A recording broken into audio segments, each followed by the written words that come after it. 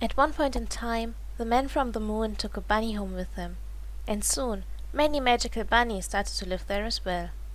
But besides being surrounded by bunnies, the man on the moon felt lonely. Was there no bunny more similar to him? So he started to wish for someone to share his planet with. One of the magical bunnies had heard his wish and the sadness in his voice, and so it used all of its magic and turned itself into a being like the man. A being yet unknown to the planet the bunny liked to watch so much. So the man raised the little one with all of his love, building a castle on the inside of Moon, naming her the Princess of Dreams, because she made his dreams come true. And as time went on, the princess faced many challenges. Some of love, some of friendship, and some of grief. It was one of those challenges that granted her a name. She was known as Sheshy from that day on. And as time went on, the universe filled with life, and with life came dreams.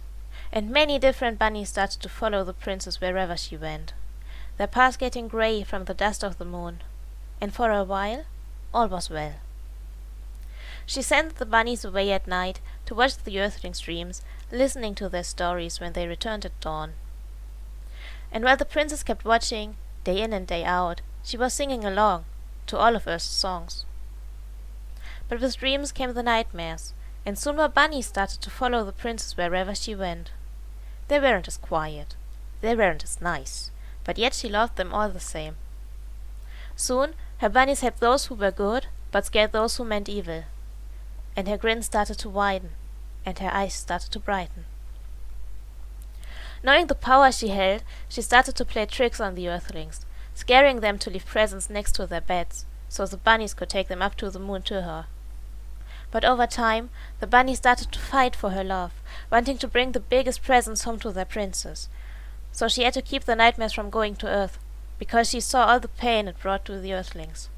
But some nightmares kept escaping to this day, fighting a fight almost as old as dreams are known, to bring presents home to their princess.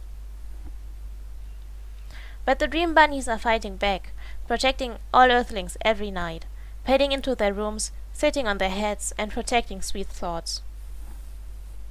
During the time of big crisis, the lucid started appearing, and soon more bunnies started to follow the princess wherever she went. Their paths were not dusty, as they never touched the ground. They floated down to Earth to help the bunnies fight, helping the earthlings fight for themselves, because the princess could not leave the moon. And while the princess kept watching, day in and day out, her voice stopped to sound.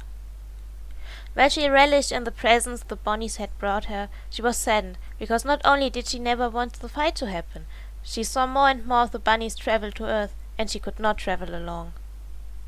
She had given all of her magic so a dream could be true.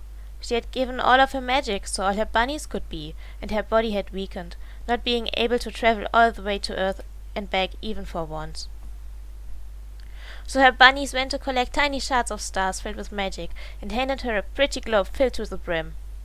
And for the first time, magic soared through her veins and she felt alive again. She tinkered for days, tried many things out, and managed to turn the globe into a magical wand. So she counted her stars and jumped down to Earth, sky smelling like wonders, winds sounding like music, lights feeling like dreams being true. She joined her bunnies in their padding, their squishing, their watching, fulfilling dreams wherever she went. Fascinated by Earth, she traveled through the nights, flying back home as soon as the sun grazed the sky. Sometimes stealing candy wherever she left.